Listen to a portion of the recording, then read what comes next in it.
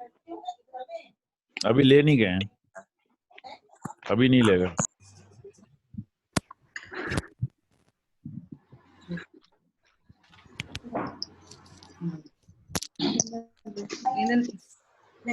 The next one is artificial coordination. It is mainly done by human beings, especially.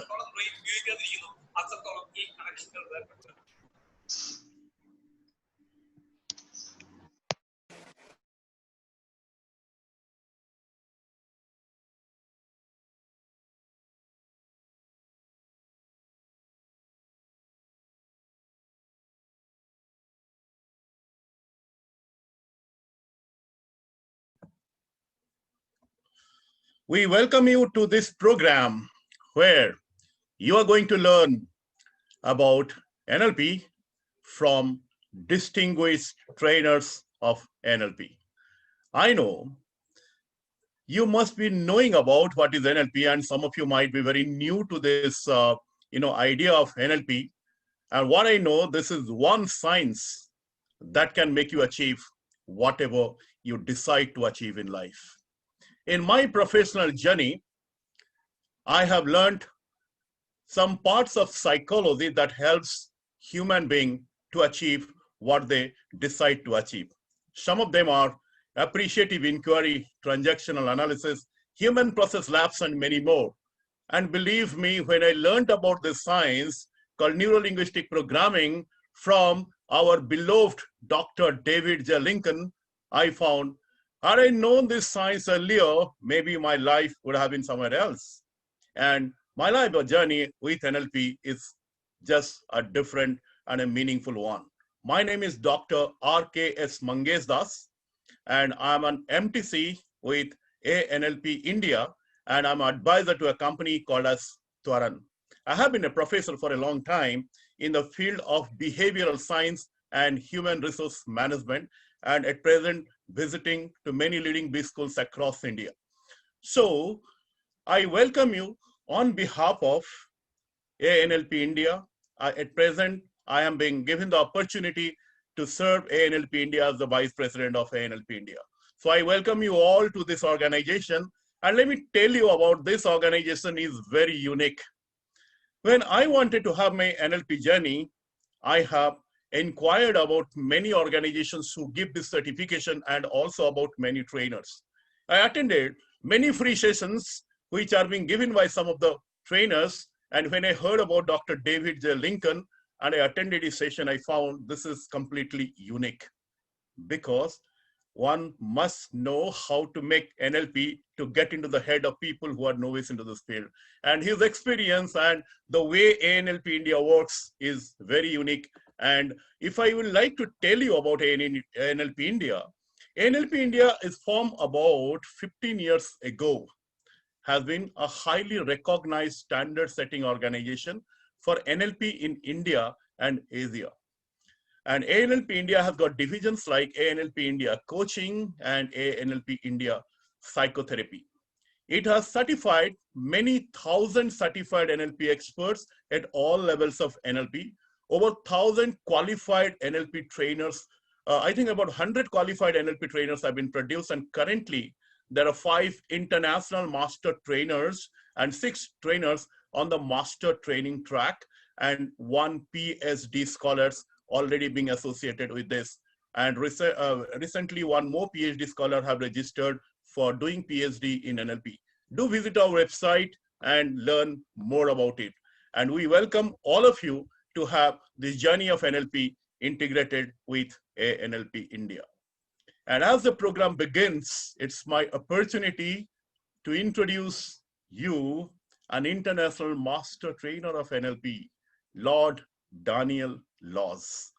I personally know him, and when I learned about him, I found he is the perfect person to talk about NLP in diverse areas and its applications.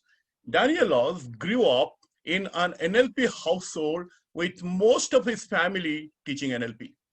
He has been a master trainer of NLP since 2003.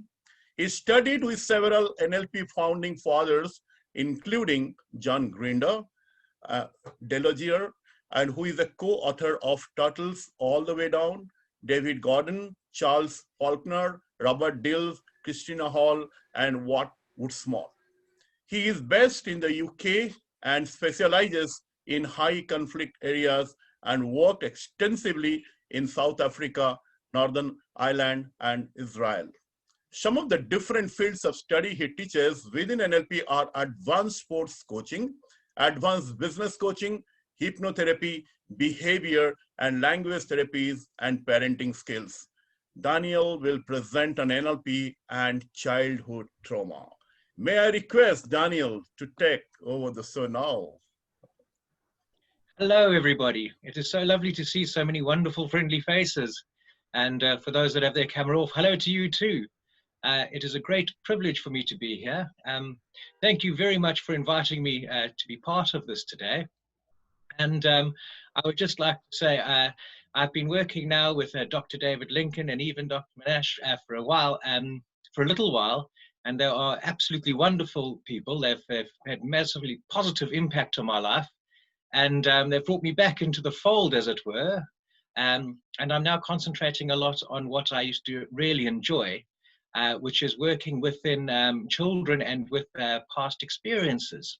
So what I would like to do today is I would like to talk about childhood trauma or past traumas that have happened. Now, I'm sure you all know that when I say a trauma in the past, I mean something that happened that had a significant emotional effect within a person, within their childhood. And that always has a knock-on effect in every single thing that they do from that point. It will affect most of their decisions. It will affect most of their abilities to handle situations. So when we think about this traumatic childhood or traumatic past incident in the childhood, it's important to think and realize how the brain works, how it stores memory, how we understand time. And with NLP, we are able to change these things and turn them into learnings. But before we get into any sort of anything like that, I need to mention a couple of things. We all have these ideas, these notions that we think are facts, but the truth is they're not. When we delve quite deeply into them, we start realizing certain simple truths. For instance, no one has ever had an unhappy childhood.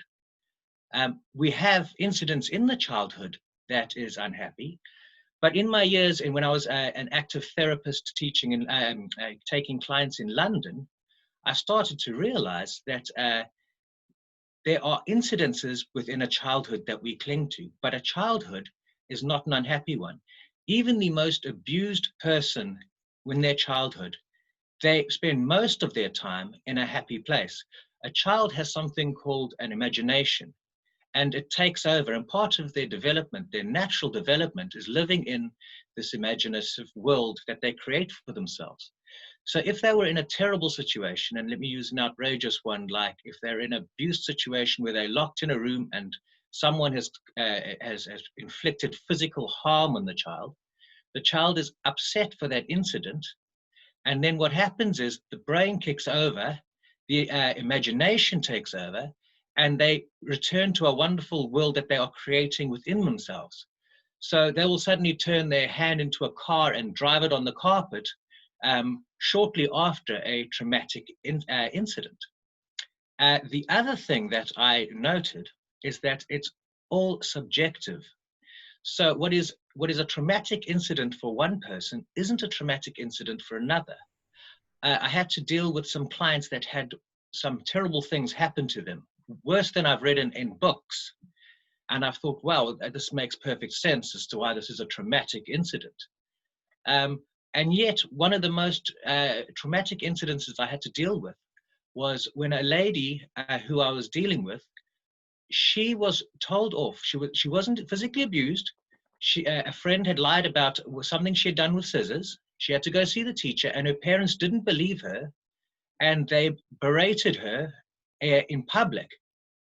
And she took that so badly, it was more difficult to fix that than some of the people that I've had to help through something like sexual abuse as a child. So it turns out that the human brain will interpret all of these things by itself and create its own intensity. There's no yardstick for this. So what's happening is the human brain is unable to tell what's vividly imagined and what's actually happening. And that's got a way of going in and influencing memories. So when we're dealing with childhood trauma, we need to realize that, first of all, the person, your client, as a child, had very few senses, was only focusing on what they were focusing on. And as they were focusing on these things, and only these things, they were then also categorizing it and placing these things in memory. And then giving those, as they get placed into the memory, they were given meaning. So the meaning behind incidences and actions seems to have more of a profound impact than the actual action. There's an old school story about the princess and the peach, princess and the pea. And at the end of the fable, they decide who the princess is because she can feel just a small pea under 100 mattresses, because the way she lives her life and the way she sorts her reality was so fragile and so tender that a mere pea under 100 mattresses, she was able to determine that this meant it was not a comfortable bed. So what we do is we realize within NLP that every human brain is different, and every experience is objective and subjective. And what happens is we then start looking at memories and how the brain forms memories. Now, I'm going to take a little bit of time here and say that the way the brain works is it works through patterns. It creates little neural pathways that fire off. And the more it fires off, the more comfortable the brain gets with making these patterns. So the way we think tends to make the way we think the next day. So almost everything we think the next day again, and the next day again. And the same thing with memories. The same way we start storing memories, we create a habit of those ways of storing memories. And the way we relive those memories, we start reliving them in the same way again and again and again. So what happens is when people start remembering traumatic experiences or negative things within their lives, they form a habit of doing that. So when they look at their childhoods, and I say someone like, no one ever had an unhappy childhood, what they're doing is they are remembering anything that unhappy that happened, and generally all linked to the traumatic experience. So they forget that 98% of their life up till this point has been positive, but they're not living in a positive world. What they're doing is they're living in memories that they're reliving because they've created a pattern on an incident that was traumatic within their childhood. So we then start looking at how we make these memories. And what we do is we take incidences, we place meaning, and then we create it. So if I was driving in my car and someone drove past and hooted at me, those are just the facts. But my brain will instantly place meaning on it. And I'll go, okay, why did they hoot at me? What was the meaning behind the hooting? What was their action? And then what I take is that meaning, and that's what I store with the memory. And I store the emotions with that memory. I can't just store the incident. I'm now thinking, okay, this was a bad driver, or it was someone who was personally attacking me, or something about my appearance or my vehicle they didn't like. And I've distorted the memory immediately, and I'm taking the emotions out of that memory, not the memory. So the Northwest University of Finnsburg School in Medicine, they've studied this, and they studied 72 people, and they did this quite recently, it was about 2012, and they found out that the way the human brain works is like broken down telephone. Every time, I hope you know what broken down telephone is. For those that don't, it's a game where you string up a whole bunch of people, one person tells a story, and then they whisper into the next person's ear. And then that person whispers into the next person's ear what they think happened, and it goes on and on and on. And every time that information is transferred to the next person, it changes. And it becomes less and less. So if your microphone's on, could you just pop it on mute, please? I don't know whose microphone is not on. So what will happen is the information, the quality of the information, it gets worse and worse, and it changes, basically. It totally and utterly changes. And every time a human being accesses their memory, they change it. In fact, it's quite a big problem in court cases with witnesses. Even when someone has watched a memory that's not part of them and they give a testimony on it, it changes. I was recently watching Oscar Pistorius's case, and they were going to televise it. And the problem with televising it was that witnesses were going to see it, and then as soon as they were given new information, they were going to take that information and change their own memories, making the testimony unreliable. So we know that human memories are not static. What happens with human memories is we get them and then we change them again and again and again. So, well, this is quite a problem for most people, because what we realize is the incident happened and it caused great emotional pain. And then we take that great emotional pain and we relive it, and we relive it again, and we relive it again. So we're quite a crazy species, human beings, because it hurt really bad the first time. And what we do without realizing it is we punish ourselves again and again and again and again and again in life. And every time we punish ourselves again, we change the memory, and usually we make it even worse. And this is where the trauma starts coming from it. The incident that happened was an incident. What we have now in the adult client that we are dealing with is not just the incident, it's the memory that has constantly been changed, upgraded, more meaning has been applied, and it's gotten worse and worse and worse over time. And you are left with an adult who has a problem which would seem unable to be managed. But we have figured out with the marvels and the geniuses that have worked in NLP that this isn't the case. We can actually take people back, and we can change memories. We can actually take negative experiences and create them and make them into something positive. So everyone has an example in their own lives where they had a disagreement with someone and they were very upset with that person and they held negative emotions towards that person. And then what happened is later on in life, they found out new information. More of the story came to light. Perhaps another person told them their point of view or something like that. And then as soon as you furnished with the new knowledge, the meaning has changed. And as soon as the meaning's changed, that incident no longer upsets you, and you can forgive them, or you can move on, or maybe apologize, depending on the new information that you received. I'm sure everyone would agree with that. So we are, without realizing it, victims of our past. And NLP takes that and it gives us the tools to actually no longer be the victims and to actually change it. And we have these wonderful tools where we teach people how to control the emotions, and then we teach people how to travel in a metaphorical way back into their past. We create things called timelines. And remember I said, the memory, the human brain is magnificent. It can't tell the difference between what is vividly imagined and what is real. So we help create metaphors and real things within the client's mind. And these are tools that we can then use and the client can then use. And we use these tools so we can take them back in their childhoods. And then we have several tools that we learn that help people detract from the emotion and the meaning, because it's the emotion and the meaning that is messing them up the most, not the incident. And then once we've done that, we can give them the tools so that they can relive it, but this time they can relive it in a way that they can learn from it and be empowered. So instead of being the victim, they are then the student.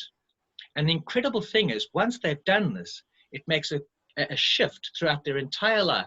So that meaning that they've taken has changed, which has completely changed the memory, because we know that the memory can change. And when we take control of the memory, we do it in a perfect way so that they are massively empowered. And the knock-on effect for the rest of the life is incredible changes.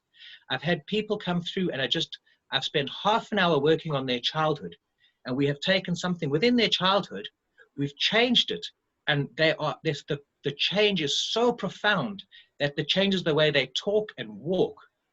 All that stuff is just gone. And the most beautiful thing about NLP is not only being able to do this on clients, but as you learn it, you start looking at your own life. You start doing the self-diagnosis on your own traumatic childhood traumas. And as soon as you figure out the patterns of how it works, which is what NLP is teaching you, the patterns of how the brain works, you are then able to go in and change the pattern and change the way that we remember it. And then that becomes the new reality. And here's the even better bit. Once you have taught yourself how to remember things and how to relive things, remember I said in the beginning of the speech, your brain does the same pattern over and over and over again. You emerge a different person because you are now running different patterns, and you take power and responsibility for your own memories, and you literally start creating your own life in a powerful, positive way. And we're all on a very strict time. I would love to tell you more, but that's my 15 minutes. Thank you so very much for letting me have my 15 minutes. If there are any questions, please ask them at the end and direct them to who you would like to ask them to. May I hand back to Dr. Bangladesh, please? Thank you. Thank you, Lord Daniel Laws. It was wonderful hearing you. And friends, what we have planned, like the questions we are going to keep at the end of the session after all the speakers have spoken.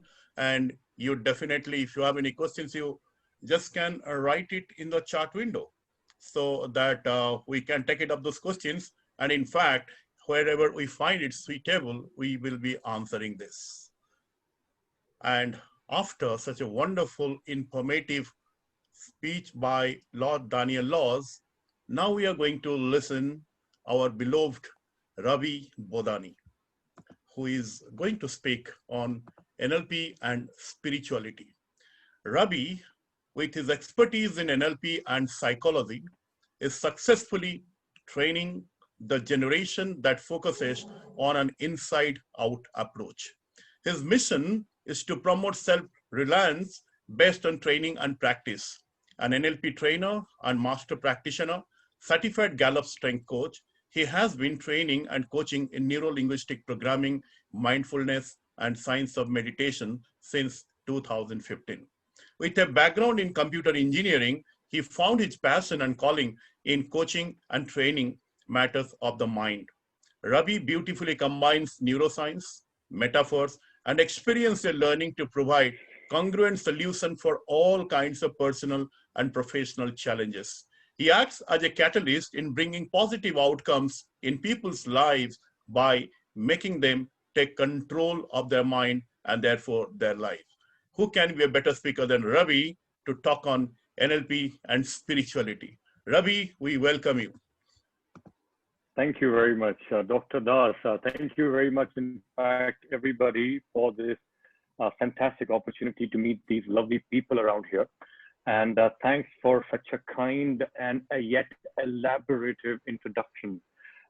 So a very warm welcome to one and all here. In this, considering these limitations of time, I'm going to take this opportunity to present from my side of what NLP can do in our spiritual journey of life. So the journey that we have we have forgotten why we are here, what are we doing on this planet, and what are we to do in this planet. So NLP holds this master key of these understandings, these fantastic aspects and components of spirituality. And how do we really return back in the innocent self of what we truly are? So I would like to begin with a couple of quotes, especially from one of the very famous quotes from Gautam Buddha himself. It's like, if you want happiness in the world, you first be happy in your world, right? So if you want happiness in the world, you be happy in your world. And alongside, Mahatma Gandhi has coined, be the change that you want to see in the world. So now this really launches this whole approach of how do we bring happiness? How do we bring that change within ourselves? So I feel NLP is one of the most incredible theory alongside model of how we can really deconstruct, or how do we challenge and question the constructs of our subjective experience in life. So like Lord Daniel Laws said some time back about how we are all having a subjective experience. So we are actually being victimized from the memories of our past. I feel that NLP fantastically and very comprehensively dissects and also gives these tools and these little facets of how we actually create reality. So it's like the rain falling outside does not come with a message that, hey, you know what, become anxious. Hey, become depressed. Hey, you know what, rain, it's time to have fun. So the rain does not contain any message, and nor does our bank account. So the bank account never says the less amount of money means you are not doing good in life. Hello, let's get up, let's wake up, and let's run again, and run harder and run faster. So the bank account never comes with the message that we are successful or not successful. What comes up, what really matters is that the subjective meanings that we have given to this objective part of the world. All right. So I'm going to repeat this. It's like we are actually creating subjective meaning onto this objective side of the world. So the world is objective. The event is an event. So the event does not say feel good, feel bad. It's we who are doing that. Now, how do we really dissect this? How do we really create this fantastic opportunity and platform to re-engineer the human side of our being?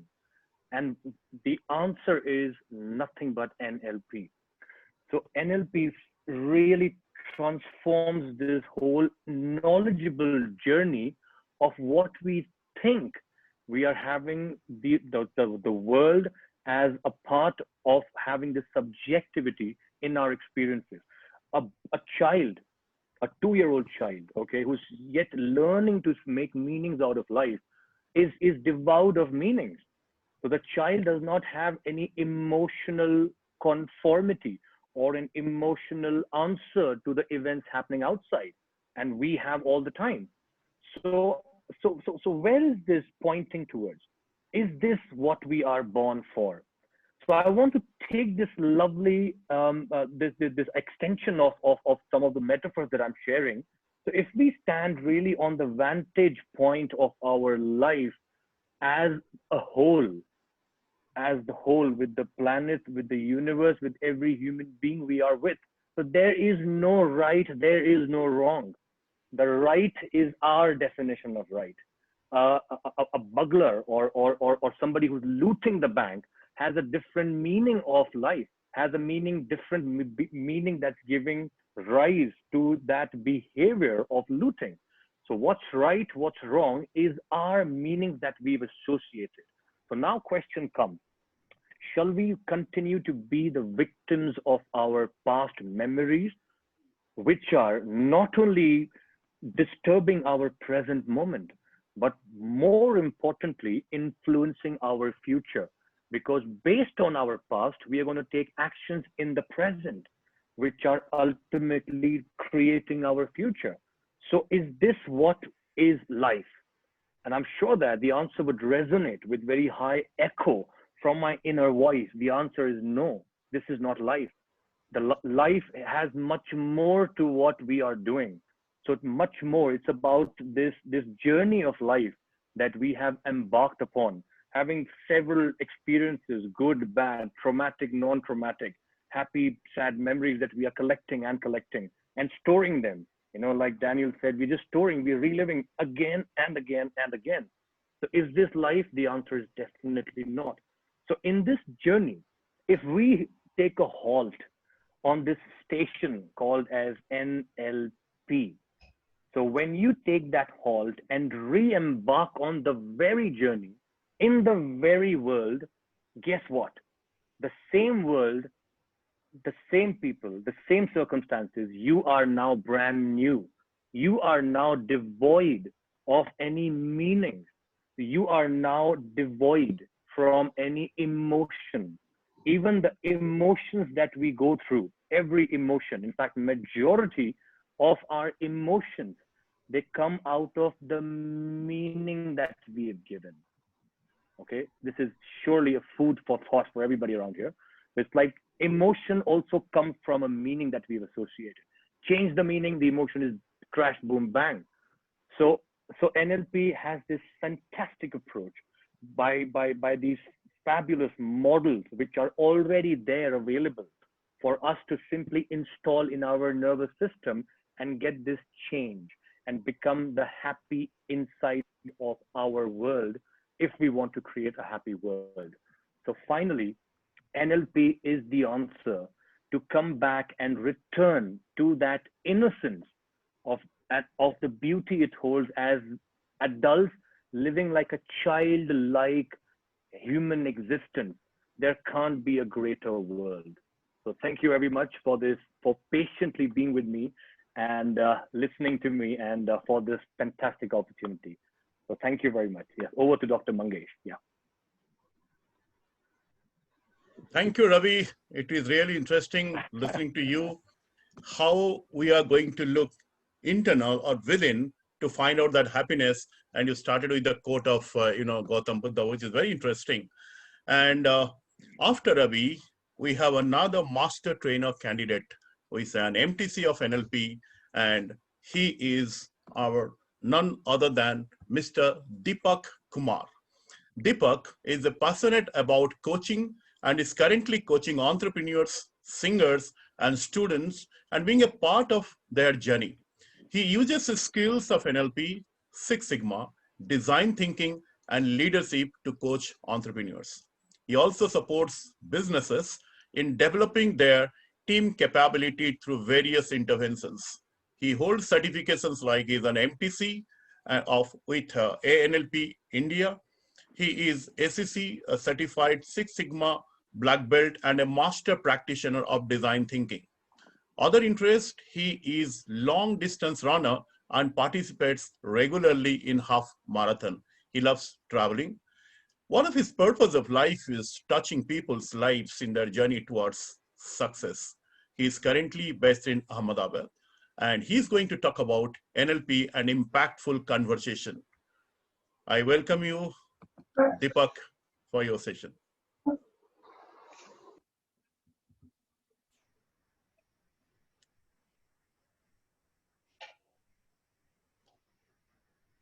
Deepak, are you there? Unmute. Unmute him. He has to unmute. Okay, 1 minute. Thank you so much, Mangesh. Thank you for the introduction. And Daniel, I like the introduction. Are you talking about trauma? The subject, something I read about, but never heard. I heard a talk on this. And Ravi, also on spirituality. We all keep reading about spirituality. I hardly have talked about, listen to spirituality and NLP. So good evening, ladies and gentlemen. And today, in this webinar, we are all actually talking about the hows and the whys of, and also the wheres of NLP. So today, I'm going to talk to you about how NLP can actually, you can make impactful conversations through NLP. Let's, we just had a couple of sessions right now. Just reflect on what Daniel said and Ravi said, and just think about it. Ladies and gentlemen, just pull yourself back for some time and just reflect on what Daniel was talking about. And when you start reflecting, what do you see? You start actually visualizing what he was trying to say. And you could actually hear the communication that was happening within that, that visualization. And you could feel, okay, this is what, trauma is all about. And just leave it at that. And then come to the situation where Daniel is. Now, Daniel would be actually, he would have, in his own internal world, he would have seen, he would have experienced NLP, he would have interacted with a lot of trauma patients, he would have understood a lot of these people, felt them, saw them, heard about everything about them. He has created, he has an internal world which is very strong, and he wants to share that with you. And when he's able to, when he's actually translating all that thing that is there in his internal world and sharing it with you through words, and you are getting it, and you are understanding it, the job is done. In NLP, in communication, the fact is, it's a very simple thing. You make people understand and you be understood. If that's happening, you are a masterful communicator. Let's take it a little notch higher. There are lots of these people you have around you. Many people will be coming with many kind of things you would have made requests for. For example, they would come to you, say, for example, they say, I don't have the time to do it. I'm loaded with work. I am not, I don't find any support from anyone. I think I'll be giving up. when people come with these sentences and they're telling you this, what would you do? You know, there could be two ways. The first thing is you could actually have a straight conversation, say, why are you saying all this?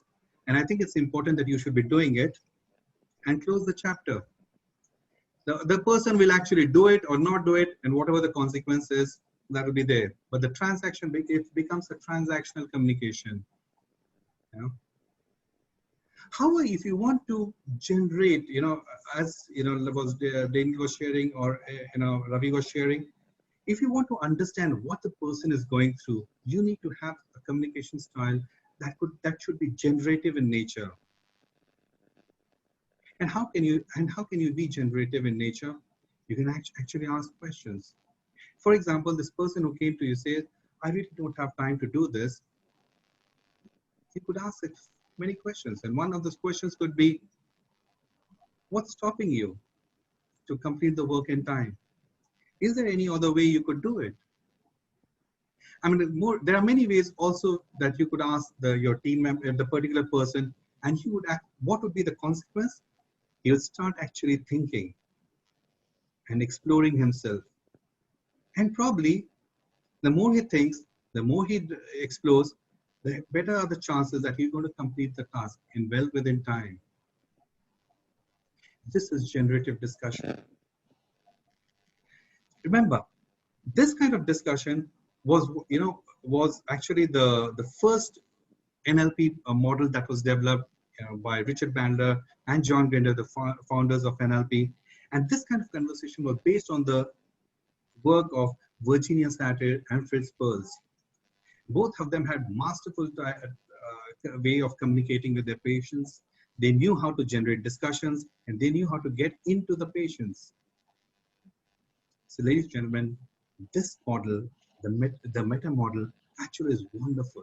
It helps you pace and lead the discussion. It'll help you actually to influence people. It'll help you to actually generate conversations with other people. And then you'll start taking grip of those conversations that you have with other great persons. So it's an interesting thing that NLP offers to the users of NLP. A little step higher. What if I told you that how do you like to communicate with other people? Suppose you want your work to be done by some of your team members, some of your colleagues, some of your friends. Do you think they really do it? There is an inborn thing. There is a resistance that always comes with whenever you make a request to any team member. The request is at the unconscious, conscious level, and whatever happens is that whenever you make a request, there is a resistance. But what if through your communication, you're able to bring down that resistance a little and make your communication flow over the resistance and straight into the subconscious of the person, influence him, make him work? What happens? Would you like to have that kind of approach adopted? Probably this is one of the most interesting techniques that NLP offers. You are in a position, NLP offers an approach to actually slightly make people go in trance through your conversations, help them to reduce that resistance they have to whatever you say. And in a way, what happens is you are actually having a group of people who are actually listening to you, responding to you, working with you, and fact is, you're in a wonderful state. When people are helping you, people are there with you, you're in an amazing state. And this approach in NLP is called the Milton model. And when you use Milton model, you can use it anyway. For example, you're making a public speech, you're talking to a large gathering of people, or talking to your own team. This model actually helps you to build a great connect, helps you to pace yourself, connect with other people, and lead the discussions. You can have actually a tremendous impact of all these people who are listening to you. So, ladies and gentlemen, I shared with you three things. First thing is to make people understand and be understood. is the first thing that's very important to be an impactful conversation. The second thing is how to generate discussions, which we do through the meta model, is going to be another thing, another tool, which is very important, which has a great significance for conversations. The third we did is how to create a slight trance in your communication style, or which is called the Milton model, and use it in your communication. There are other models also that you could use in your communication, but which we can talk when the program comes in. But these three models, these three things that we're talking about, actually helps go a long way when you want to make a communication very impactful, when you want to make your presence felt, and when you want to lead teams in a manner that you not visualize. So, ladies and gentlemen, thank you so much for your time. I think this part, NLP, can actually help you understand, make a solid impact on your communication. And I wish you could go on this journey. Thank you so much. Thank you, Deepak. It is really great to know your principles of putting it up into communication. And my dear friends, we request you to put your questions, because we have received two very interesting questions on the chat window. We'll definitely be including that during our presentations. So as much as questions over here, it will be making us to get it tuned to as per your requirements.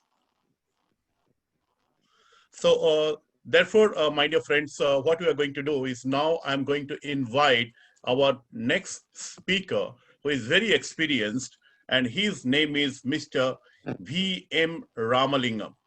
Ram is certified in advanced hypnosis, psychotherapy, NLP coach, and a certified trainer of NLP. Affiliated to ANLP India, qualified as an OD and HRD consultant from NTL, Institute of Applied Behavioral Science, USA, Kepwat Institute, USA, A.K. Rice Institute, USA, National HRD Network, India, and a certified professional member of Indian Society for Applied Behavioral Science, ISAP, since 1987. Practitioner of MBTI and FIRO-B, and a certified trainer and coach of emotional intelligence, affiliated to 6 Seconds International, USA. He's going to speak about NLP and mind. Mr. Ramalingam, I welcome you.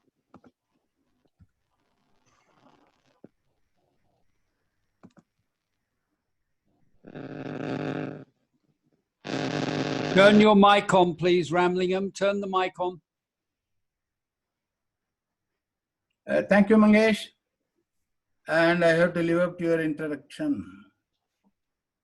And friends and colleagues. In 10 minutes, I have to talk about mind and also NLP.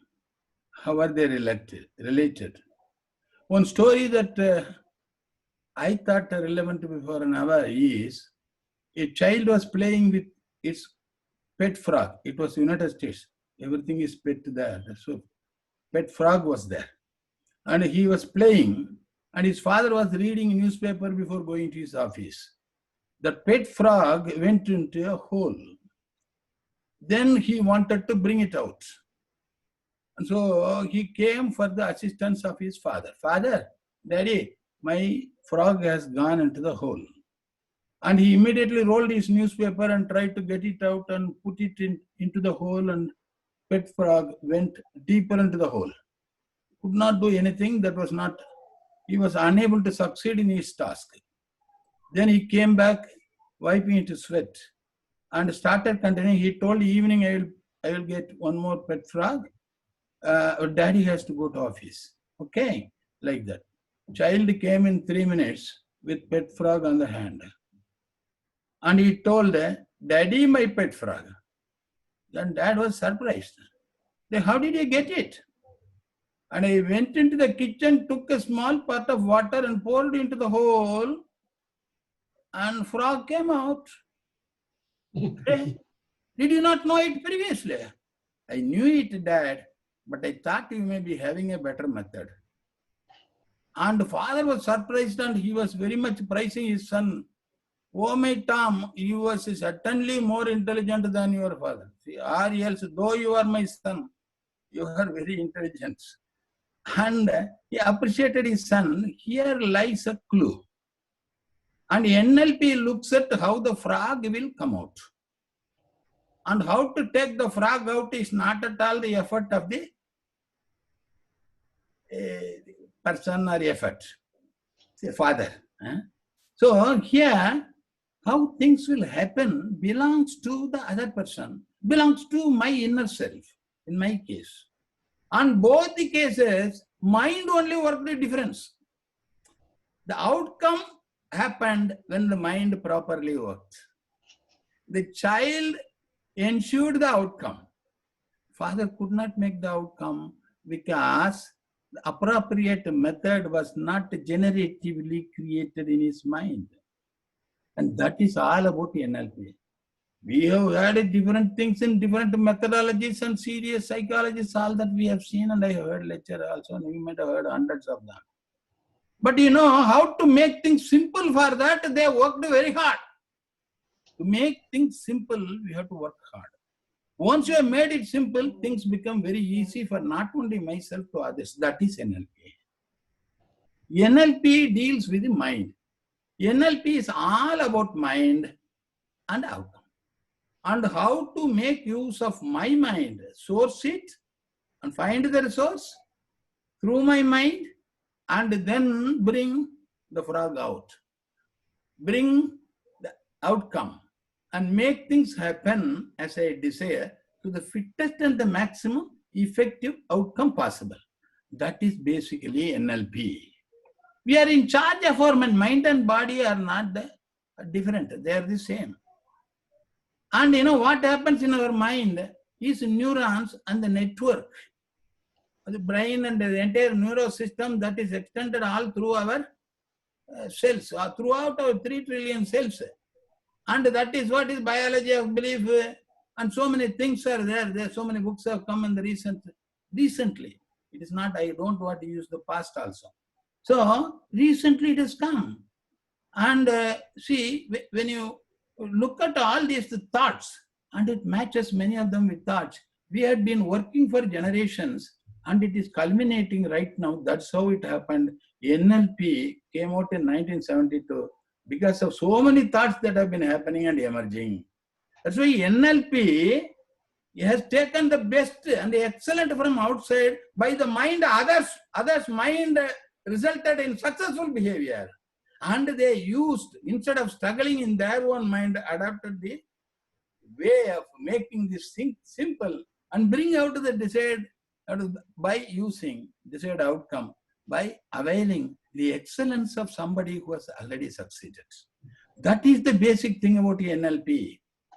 And we are in charge of our mind and can manage our mind by managing, by sourcing our mind. We make our efforts by sourcing the energy from our mind. All these are there. In papers, we know it. But it's possible only through techniques, methods, approaches, and relevant for everyone. Not only for myself. Myself also I have to position in context at different times differently. Different impacts that are taking place to me. So, context and the structure and the process are important here. Content is not so much important. What happens to you is with relevance to how things happen. That can be only changed. And once you change it, it becomes more easy for you. The path is only leading to the goal. The path is the process. NLP thinks, what is your mind path? From where that path is coming? Who is the path maker? The path maker is your mental map. That mental map happens through your 5 senses only. You don't have any other way of getting to know your environment. And the impact when it happens, immediately what happens is, all in nanosecond. Nanosecond, quick, spontaneously it happens. And there are some filters operating. And those filters, particularly deletion, distortion, and generalization, it happens to save us. Why saving? Deletion is only saving us. Our conscious mind cannot take more than 84 to 132 bits of information. Millions of bits are hitting us all the time. Right now, Trump, when he's sneezing, it is affecting me. And that is what is quantum theory. Everybody says everything affects, whole is part is whole and all that. And in which our mind has to find a way that will be relevant for me in the millennium. That is our great challenge. And so conscious mind readily takes what is relevant. Cognitive dissonance also takes place. Like the cigarette smoker does not read statutory warning. Cognitive dissonance. Only brand he will look. But it is injurious that he will not look. Mind, conscious mind, looks for what it needs. And then immediately it is fixed. And thereafter, this is distorted because we are already having enough thing within us. To suit us only, we distort and take it. And we generalize it as our personal theory and concept so that we can keep it in our brain. And the brain becomes the mind once we store it there and we create our own way of representation. The representation is recorded in the analog form, and thereafter it is immediately converted into digital, or that is linguistic form, because we are all born with the language. Noam Chomsky, so many Nobel laureates have now found, we are born with the language, same language throughout the world. And all the races, millions of years back was there an international conference on linguistics to find a verb, noun, adjective, adverb. In every language, how it has come? Because we are having it within us. That is there in your mind, embedded in your unconscious. And your conscious mind accesses it. And before accessing it, it is the linguistic forms and analog form. And both of them are getting into a map that we make for ourselves. And that map helps us to travel in the external world contextually. And this map and the internal structure, that structure is analog structure, linguistic structure, what happens, it is impacting us internally and affects, generates our states, feelings, feeling cold, feeling energetic, I am not okay, I am very, very okay, I am feeling very interested. All that we are saying, all that is state.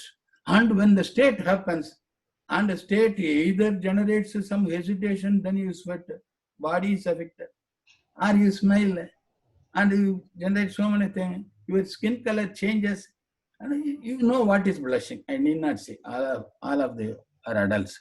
Now, blushing also takes place to get ourselves into married life.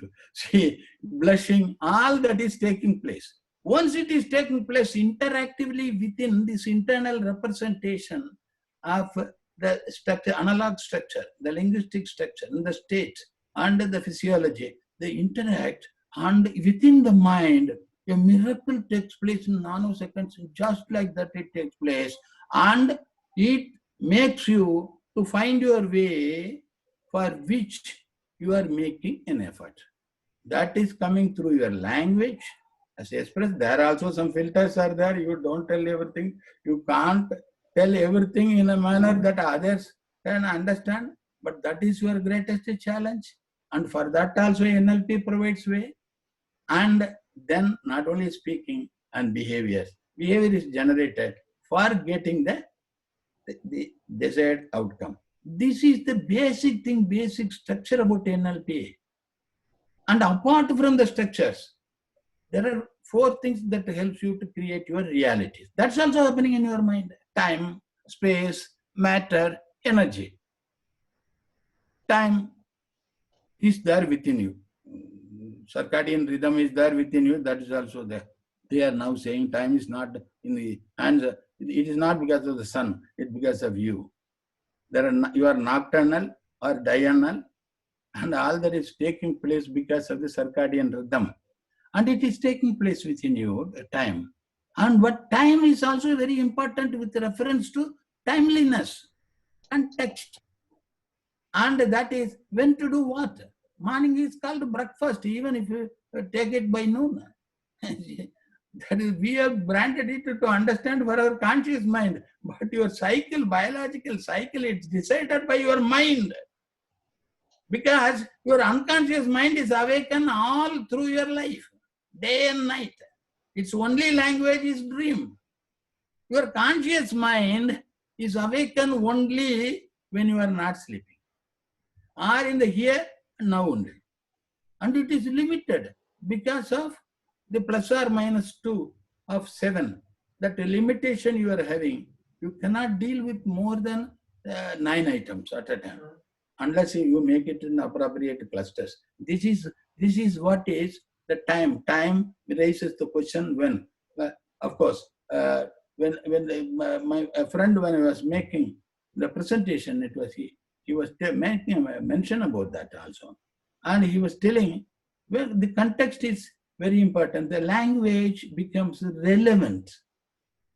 And when you know when to do what, and time boundaries, when to start, when to close, and all that. David was very particular about it, because we want to start on time. Like that. He was also telling me, indicating me, be on time. I do not know when I am exceeding my time right now. And so, please give me a bell. And so, this is something that is time. Time means when. Space means where.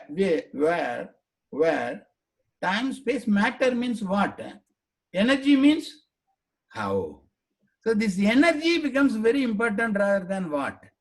And after what, having asked these questions, how particularly after that what if question. So all this, the time, space and matter, energy also become filter, also becomes the way you create your reality. How you have created the reality is understood by these 2-4 things. It is happening in the mind. And if you can get it by asking when, where, what, and how, and what if, then one day the real structure, what that is happening, what is my basic structure within my mind, can be fully revealed. And how it happens in the another person is a big challenge to understand. And that also can be understood. That is where these things, in addition to that, being human spirituality, my friend was doing the wonderful speech, and spirituality presented. When spirituality means comes from how only, because it is energy based. Spirituality is energy based, and that is where NLP is connected very strongly with the spirituality. Spirituality means how and energy. And how do you live your life? How do you reach yourself? How do you connect with your inner self and the universe? Then it becomes spirituality. Of course, it is very challenging. And this is about the whole thing that is happening within my mind, and the output is behavior. Output is how we do it. There are many tools, techniques, methods, and so many approaches that we can have. If it works, it is NLP. Doesn't work, it is not NLP. And we are not about proof. NLP guys, we do not want to prove. If it does not work, try something else. And ours, if it works, take it. And we are focusing on results and outcome. And that is the main focus. And it is very simple. That is why it is profound. Profound simplicity. And the simple thing are where fundamentals. Simple things are very, very anchored. And it is simple things can always be used in different ways by different combinations. That is why NLP is simple, profound, and it has created many tools and techniques on which easily people can train, learn, apply, fail, and succeed.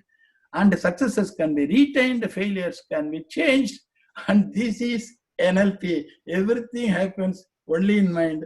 NLP is nothing but mind. That is why NLP is defined as the study of the structure of subjective experience, inner world. Inner world is nothing but our mind. Mind, conscious mind, and unconscious mind. And conscious mind, how we can help the conscious mind in an altered state to access the energy and the solutions and the possibilities which are unlimitedly available in our Mr. Ramlingam, look at the timing, okay? Yeah, thank you. This accessing is happening within mind, and for that NLP gives you the tools, techniques. Thank you. Let us all be benefited by working more and more on NLP. Thank you. Thank you so much, Mr. Ramlingam, talking about NLP and mind. And I was listening to you carefully. You have spoken loads of elements that actually we give it to participants when we train people. Good that you have come up with such a wonderful information, which will help all the participants to understand it more and to pursue with this science. And friends, it's now time for me to talk about my ideas of NLP. As all of you know, my name is Dr. R.K.S. Mangesh Das. I'm in fact with 26 years of experience as an OD consultant, motivational speaker, corporate trainer, coach, and professor in management. And I'm a graduate in physics, then possess a PhD degree on stress management, MPhil and master degrees in PMIR.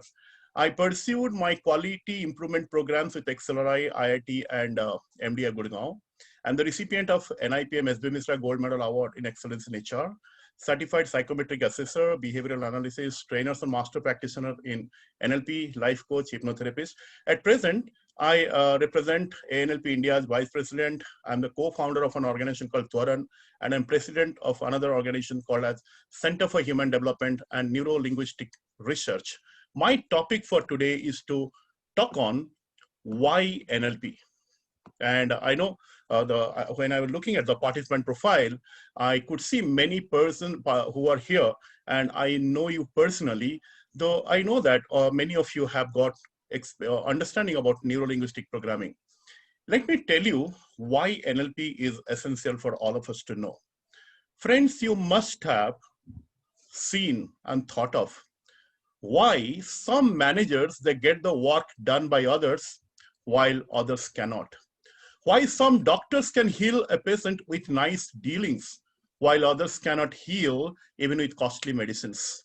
Why some political leaders, they get elected again and again while others cannot even once. Why some leaders, they can move masses while others fail to even influence a single person. Why some actors or actresses are so popular even if their acting is poor, while others are not popular even if the best of their acting. Why some people are the highest performers while others are not. And why some motivational speakers, they are crowd pullers while others are not even solo trailers. Why some teachers are treated as most favorite while others are not even accepted at the first sight. Why some parenting is effective while others appear defective, and why some people have many love relationships while others are love omissions. Because what it happens, people who are successful, they have got a mindset of success, they talk the language of success, and they are programmed to win. So therefore, the language pattern they use, the communication they make, it neurologically programs their mind to get success.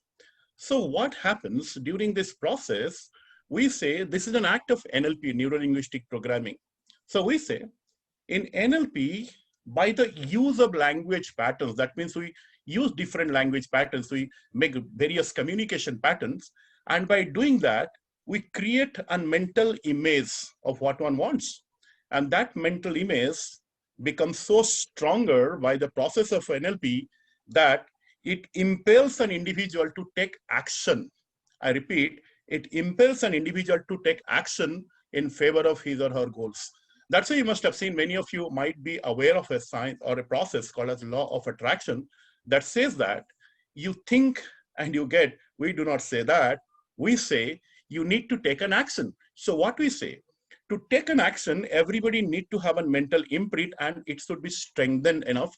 So what we say, by using a communication pattern, we are able to create a mental image in ourselves and with our clients, and the mental image becomes so powerful, so empowering that makes a person to do or take action in favor of what the person desires.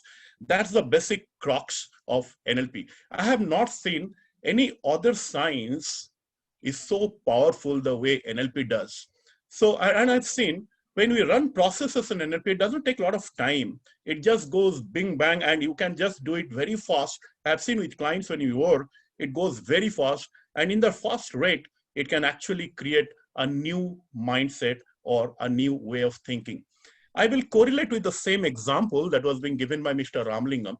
You know, he spoke about delete, distort, generalization. He spoke that when you look at a pack of cigarette, you know, it is written smoking kills or smoking is injurious to health. Still people look at it and they do this. My interpretation is little, mostly the same way. And what I want to tell you is that even if I read smoking kills, I'm aware that yes, smoking kills. Still, I go and smoke, even if I'm not completely addicted. Still, when for the first time, second time, third time, I have been doing it, and you know what happens? Psychologically, cognitively, I'm aware that if I smoke, I will die. But there is something which is more powerful than that cognitive awareness, which is called as a neurological driver or maybe a trigger. So that neurological trigger or driver is so powerful. Even if I see that it is written smoking kills, still it is not empowering. Rather, that neurological driver is so empowering that makes me to go and do that. Similarly, as we understand, the neurological driver is really very powerful than just becoming psychologically aware of something. And NLP uses this technique of mind. So what NLP does not go against the way mind works. We say there are certain things that are called as the prime directives that says how mind operates, how your brain operates. So what NLP does, NLP uses each element the way the brain operates, and then it has made certain processes. So it uses a language pattern the brain understands. It uses a process the brain loves to get matured with. It uses an action that the brain makes it simplified. That's why it is that driver, that element in the head that makes you to go for an action. That's what is the crux of neuro-linguistic programming. You must be knowing, if I would like to tell you a very simple words, what is neuro-linguistic, listen to these 15 words. These 15 words can tell us what is NLP. So we say that NLP is the study of what works. Listen, this is the first part of NLP. We say NLP in 15 words and in two parts. Part one is NLP is the study of what works. If something is not working, it is not NLP.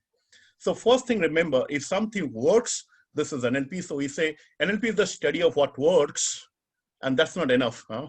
That means if somebody accidentally gets successful, we know that that has worked. We don't say it is NLP till now. Till we understand that whatever has worked in one situation, it should be replicable. That means if there is a formula of success, someone uses and someone becomes successful. If this is by chance, this is not NLP, or this may not come under the purview of NLP, but if that has worked and that can be retrieved, that can be replicable, that can be modeled, and that can be used by someone else also to become successful, then we say this is NLP. That's why the two beautiful parts of NLP is, the first part we say is a study of what works, and we say it can be applied to self and to others. That's, this beautiful book, which is called as The 7 Habits of Highly Effective People. You must have seen it is on the same process. What happens, the author, Stephen Covey, when he wrote it, he first found out who are the successful people, okay, who are the highly effective people, and he found out what is it that these people are doing. And he found that these people are doing certain habits. Everyone is doing certain habits. Maybe, one of these they're called as keeping the end in the mind or in the beginning. So that's what he mentioned. This has worked for all the people who are successful. And if you are going to duplicate it, if you are going to model it, if you are going to replicate it, it is also going to work for you. And that's what we talk about. The crux of NLP, it says it has got two parts, two very distinctive parts. One is called as study of what works, and then can it be duplicated, can it be replicated, and can it be done that it works. When we suppose in cricket or anybody who is in sports psychology, when we are training people, we talk about, suppose somebody says, I want to play a particular cert. We say, okay, have you ever seen someone playing that? If he says, okay, that player is saying they're playing that, then what we do? We take every tidbits what the player has been doing while he was playing the cert, and we take it up, create a model, we infuse in the head of the person, and the person is able to do that. So that's what we say.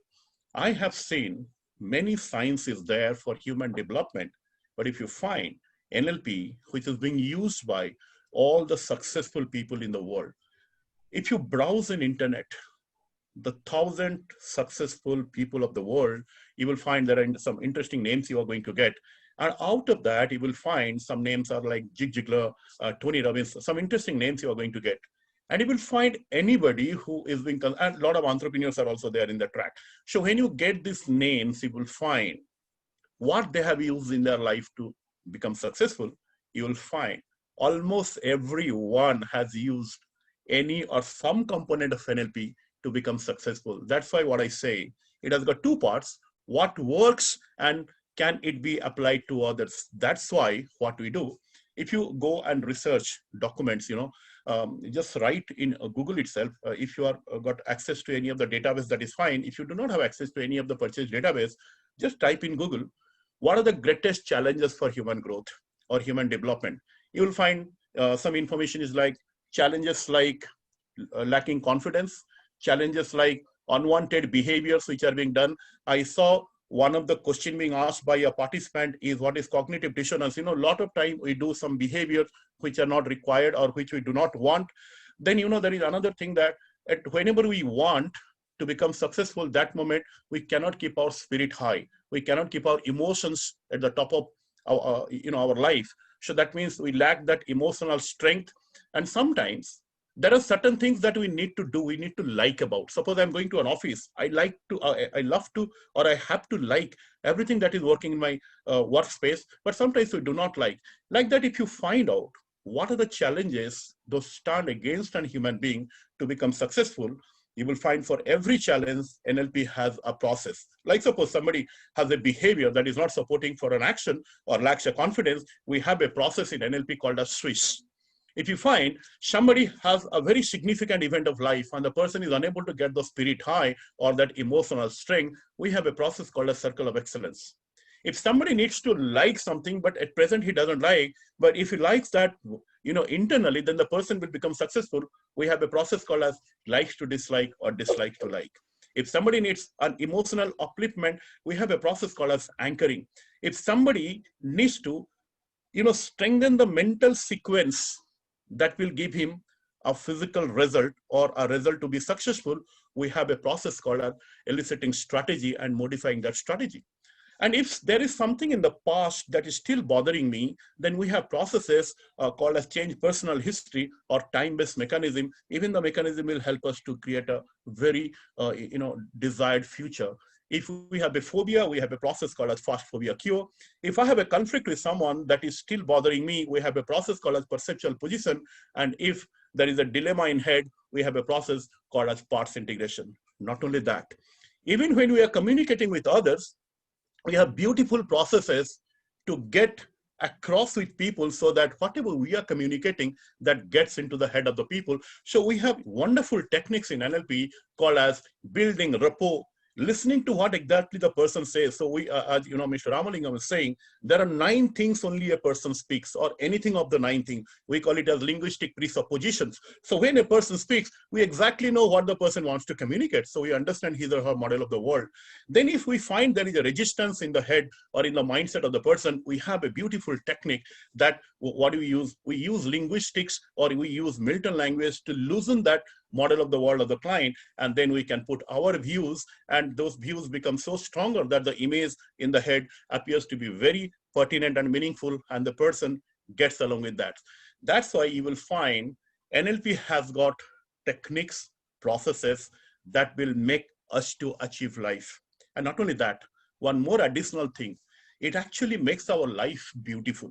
As we become expertise in NLP, it makes us to learn, stand by, internalize, and redesign our life with certain beliefs.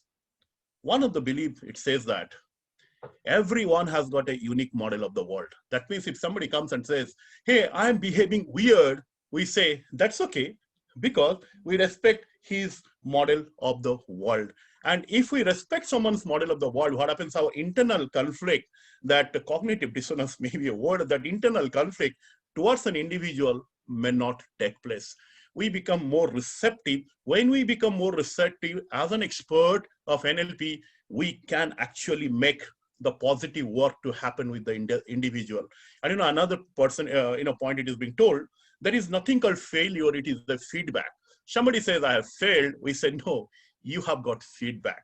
So like that, there are another point which is called, every behavior has a positive intention. When we make a correction in the life of an individual, or when we help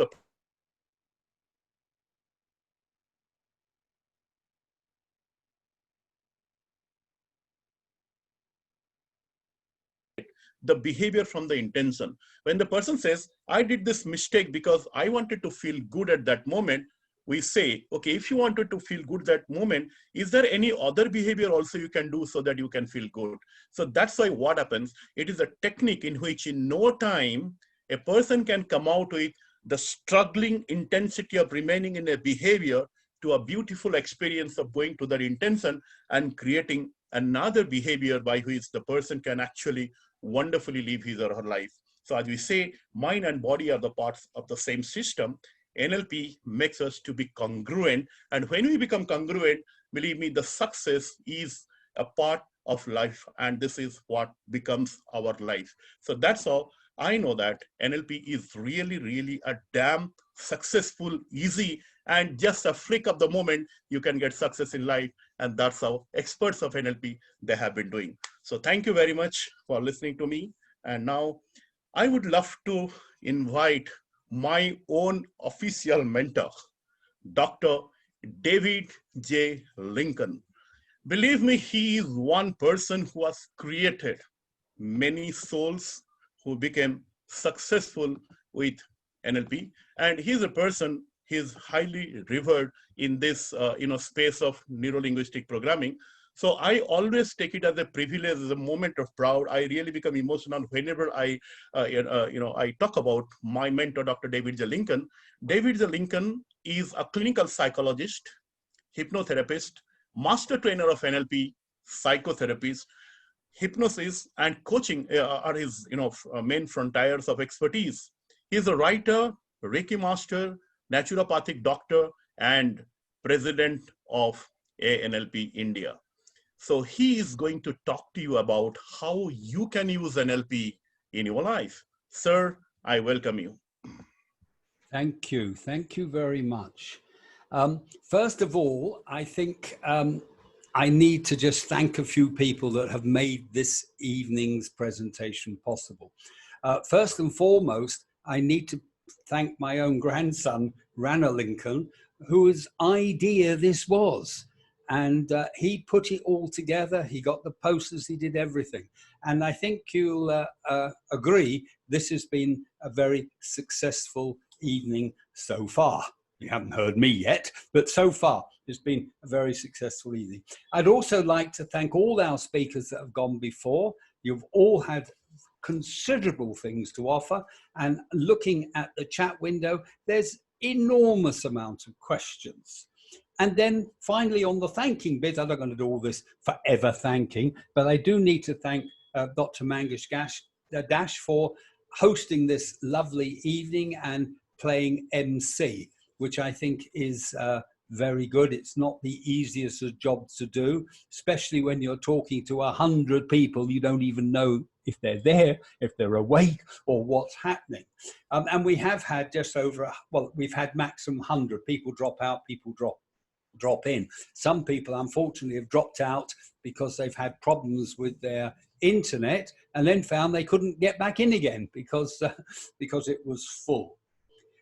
Just to answer a couple of questions you've asked, if you want to have a copy of the film, it will be put up onto Facebook, and you just, sorry, not Facebook, onto YouTube, and you just need to subscribe to my channel or just go there and you'll find it. If you just put my name in, you'll find it.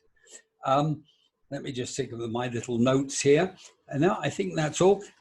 As per normal, what I say to people, that if you've enjoyed this presentation from all our trainers, please tell other people. Tell everybody that are interested in listening. And if you haven't enjoyed it, I got the wrong teeth in tonight.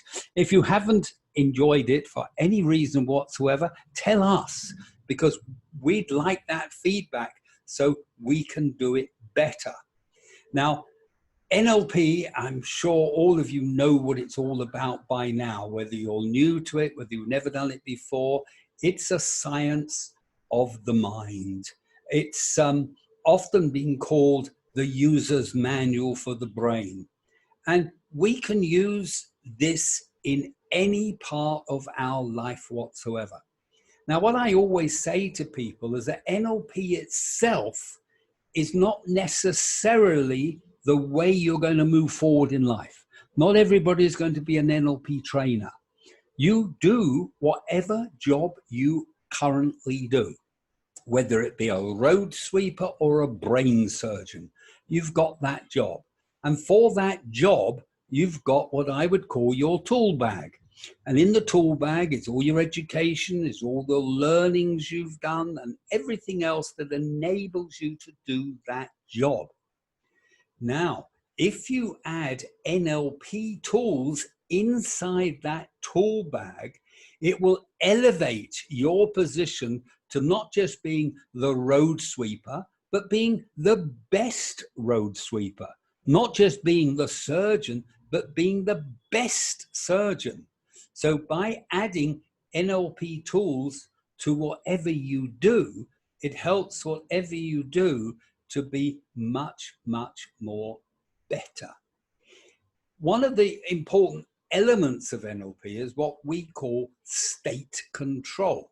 Now, state means the way you feel. Now, just wonder what it would be like if all of you felt wonderful 100% of the time. Wouldn't that be fantastic? Well, with NLP tools, you can be feeling like that all the time, simply because you have the learnings of how to control your state. Now, even if you only do one small NLP program, just one tiny little program, you'll find that will help you tremendously, exponentially even.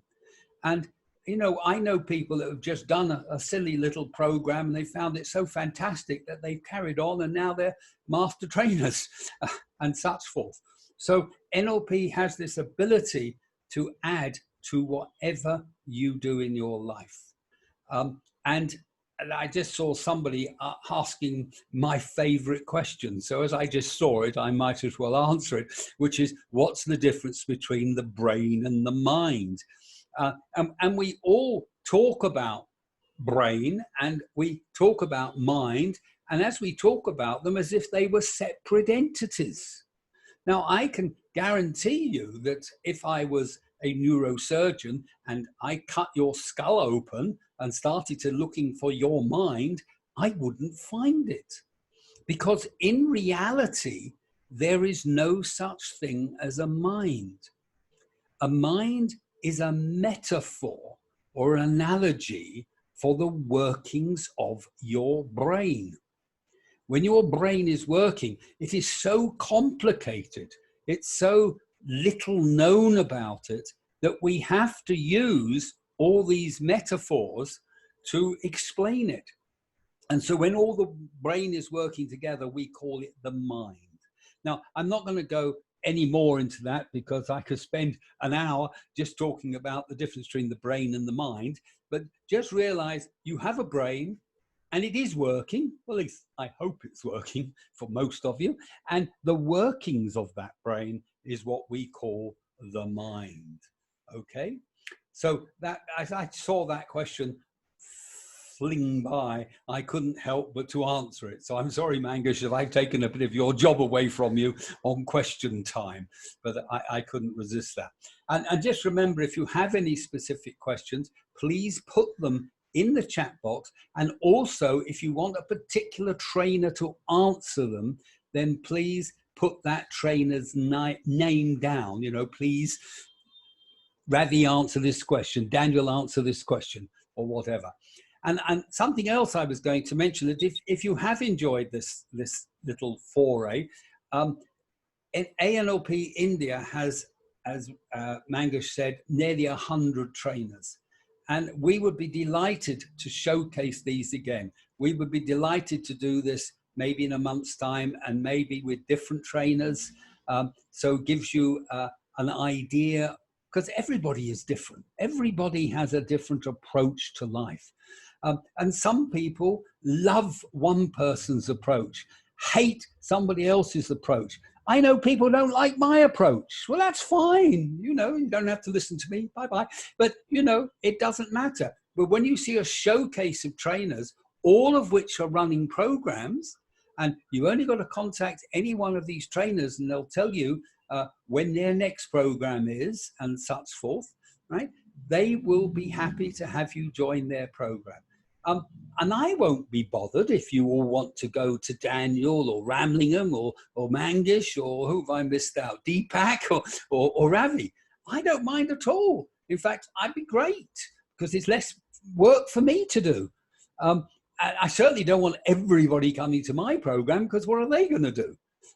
Also, of course, I would like to mention that most of our trainers, especially the Indian-based trainers, all speak regional languages as well. So they have an extra ability to explain things to you in their own mother tongue, which for some of you might be even better than having it only in English. Obviously, Daniel and myself only speak English. Well, I think you speak a bit of African, because Daniel, as you probably, yeah, useful outside of Africa. Daniel, as you probably, some of you may have dictated by his voice, is actually South African. And any of you that are heavily into cricket, you must get hold of Daniel's and he'll tell you about his grandfather who was very famous in cricket in South Africa. And Daniel has now joined us here well, he's not come to India yet. We're going to bring him to India as soon as we can, as soon as this wonderful thing called COVID has decided to fly off to Mars or some other place, or the governments get together and realize that they can easily fix it. You know, I mean, anyway, I'm not going to go there. So NLP, coming back to NLP, I hope that this session has given you some ideas and introductions to what NLP is about. Now, the way NLP trainers run NLP sessions is that we start from the beginning as if you know nothing. And then we build on a little bit at a time, through 3 major programs. Well, there's 4 now with the advent of Zoom. And that is, we start with an associate practitioner, which is just a 6-day program, 2 hours a day. And that gives you a taste of whether you like it or not, because you don't want to waste an awful lot of money. You know, it's like spending several lakh rupees to go to university to learn engineering, and then halfway through find you don't like it, but you've had it because you spent all your money, you've got to stay there. So the associate practitioner, which all of our trainers are running, some on their own and some with me, is like a taster to say whether you like it or not. And then from there, you can move on to the full practitioner program. And that's the first level of NLP. And for a lot of people, that's all they want to do. They've done that and they go away, they're happy. I often think of it as an analogy to like martial arts, right? And in martial arts, your first serious level is a black belt. And so practitioner is like the black belt of NLP. But then you realize that there are degrees of black belt that go from 1st to 10. And as you go up these degrees, you get more and more knowledge. So after the practitioner comes the master practitioner. And from master practitioner, you can then go and become a trainer of NLP. Or if you really enjoy it and you're doing lots of training, you can become a master trainer. Now, training is not for everybody. So lots and lots of people just stop at practitioner or master practitioner, because practitioner and master practitioner encompasses the general knowledge that is NLP. It doesn't encompass all there is of NLP, because NLP is like a way of living. It changes, it grows, and and changes you. And as you change, you grow and things change. It's not sudden. You know, you don't suddenly finish your practitioner, grow 2 horns, and off you go as, you know, NLPing everybody. It's a slow, lovely, gradual process. And because we are showcasing our trainers here, this gives you a bit of an idea of the style of all of the individual trainers. And you might say, oh, I like that person's style, or I like that person's style. Then contact that trainer. And if you don't know how to contact the trainer, put it in the chat box and they'll very quickly give you their contact details. And then you can do a program with them. And I have to tell you that there's some great advantages of this current COVID. Everybody talks about how bad it is, but I like to think, being NLP, how good it is, you know. And one of the great things about COVID, it has born the idea of Zoom sessions and the idea of a much more broader online learning. And with that broader and online learning is much, much cheaper. It's much cheaper than going to somewhere and learning wherever you go, even if it's done in your own town. You've got to travel there. If it's done in some other town, you've got to find places to stay. So it can cost you a lot of money. But with the advent of the online, it's going to be so much cheaper, especially the first level. I mean, the first level, most people, it's somewhere between 5,000 and 8,000 rupees. And when you think in the actual classroom setting for a practitioner program, that's going to cost you up to 40,000 rupees, plus your travel, your accommodation, and everything else. So think about how you'd like to move forward with your NLP, and we're here to help you. We're going to, I'm going to hand back to Mangesh in a little while, because otherwise I'll talk too long as well. And as we go back to Mangesh, he's going to open up for questions. But because there's so many of you, you know, around 100, it's very difficult for us to just have the questions thrown at us from the floor. So start putting your questions in the chat box now. Mangesh will pick out randomly. He'll have to, because there's so many questions I've already seen in that chat box. And he will pick out questions randomly and throw them randomly, if you haven't said otherwise, to one of the trainers. So if you want a specific trainer to answer the question, please say, Ramlingham, ask this question, answer this question, or Ravi, answer this question, or Deepak, or Daniel, or Mangesh, or dare I say it, even me. But, you know, there's 5 totally adequate and powerful trainers there to answer the question. So feel free to do that. And with that, last few words from me there, I'm going to hand you back to Mangesh, who will just now conduct the last half hour, I think it is, of questions and answers. Okay. Thank you. So, yep. And just finally to say, not only am I thanking all my trainers, but thank all you, our participants, for giving up your Sunday afternoon and coming to listening to us as we extol the beauties of NLP. Otherwise, what else would we do? Okay. Thank you, Mangesh. Over to you. Thank you. Thank you so much. And it's a question answer time. Anybody has a question, you can ask specifically if it is specific to someone else. Otherwise, you can ask a general, question to open forum, and any of us will be answering. And we have some questions already being asked. Let me pick it up from there, and then I'll be taking the further question that comes up. Question from Mr. Prasad Dixit to Mr. Daniel. Can we, through NLP, change the memory by adding a resourceful state in reference to presuppositions of NLP?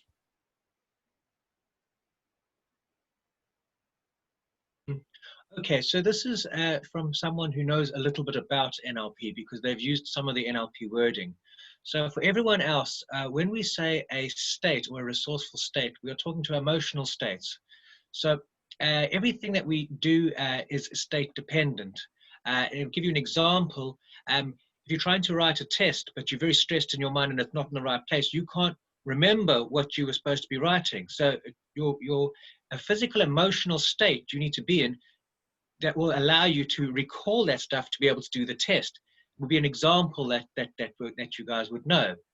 So we have resourceful states in NLP. It just means emotional states where we are able to conduct ourselves in a way that we need to. So adding resourceful states in NLP is what we teach you to do, is to control your own emotional states through several different techniques. And you learn to actually become happy at will if you need to, or curious, or logical. So the question is, can we start adding useful states in NLP? And the answer is yes. And the other one is in presuppositions. And the presupposition in NLP, I think they're referring to, is that every person in the world has everything they need within them to help them cope or get through or overcome any situation in their life. The problem is when you get stuck in the state in a moment, you're unable to do that. So if I took, for an example, you went to a job interview and you are usually very confident and you know everything that you need to say in order to get the job and for them to be happy and confident about hiring you. But you get there and then you fumble over your own words and you act in a way that is a bit insecure and you lose the job.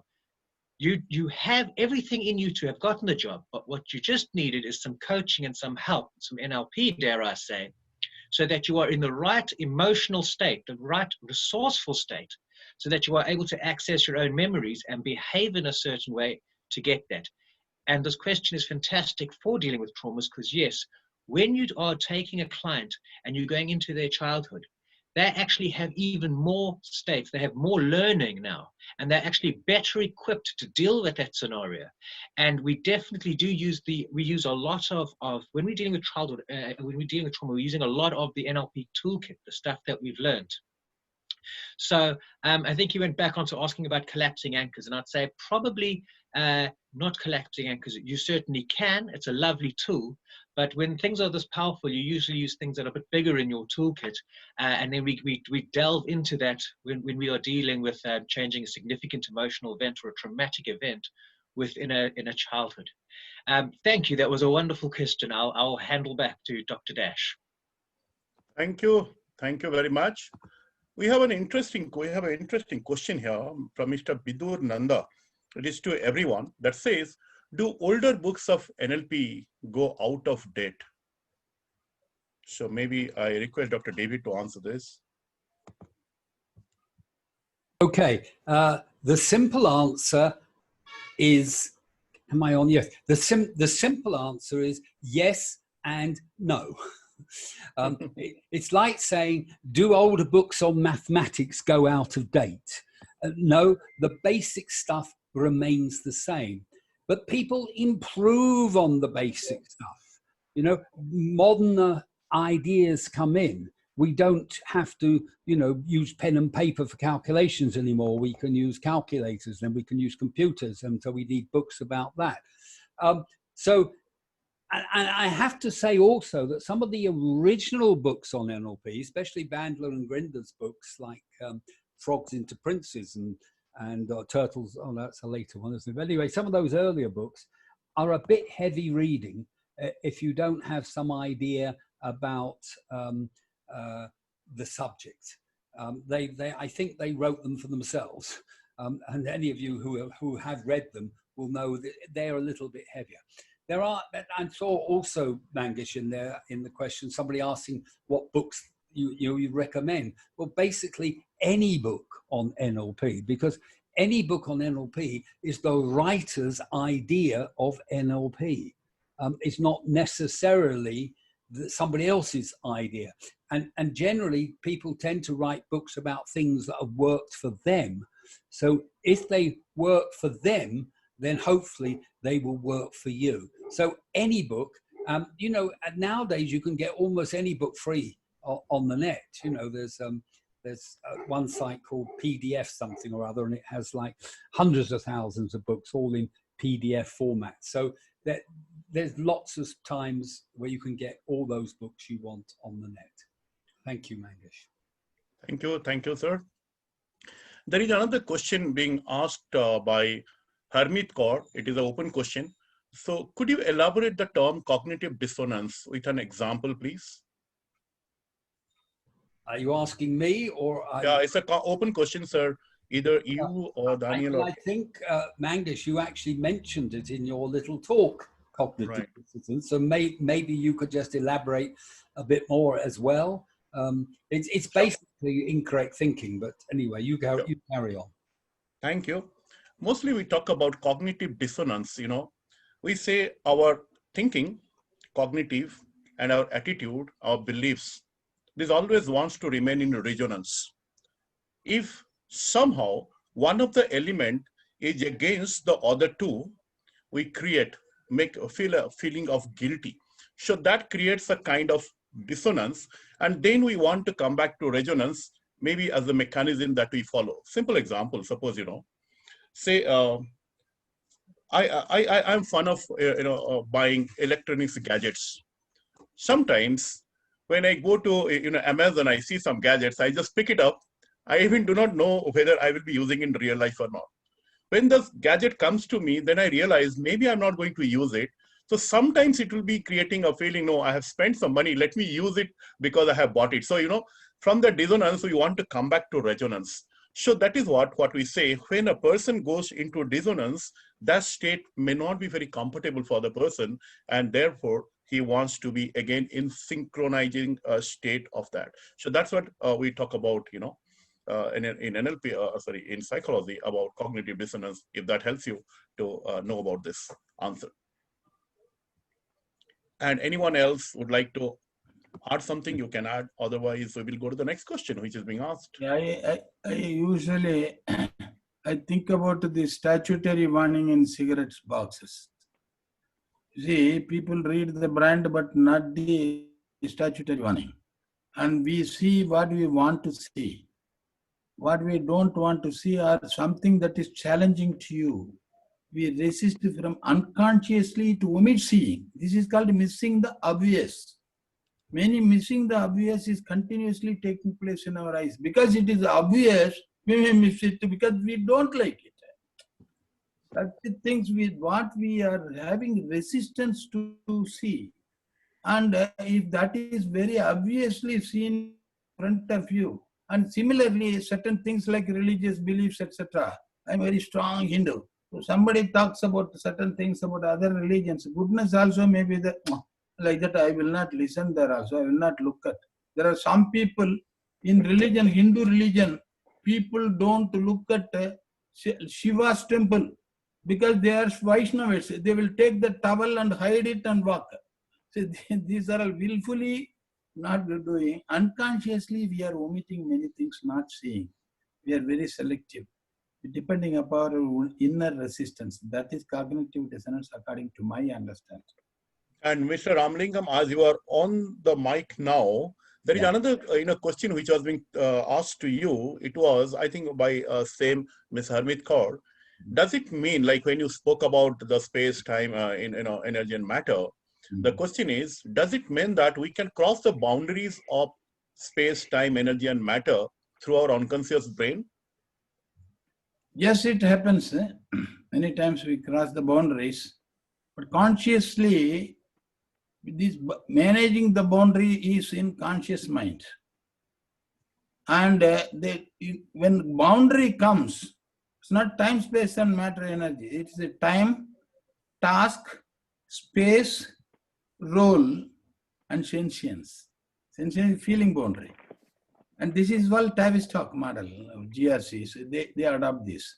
So time boundary is relating to starting and completing on something one thing. In addition to that, there are many the boundaries of time is there, what to do at what time and all that to start and close. This is time boundary.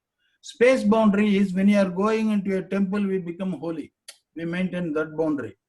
When you come to the kitchen, we start the dining hall, we think about eating.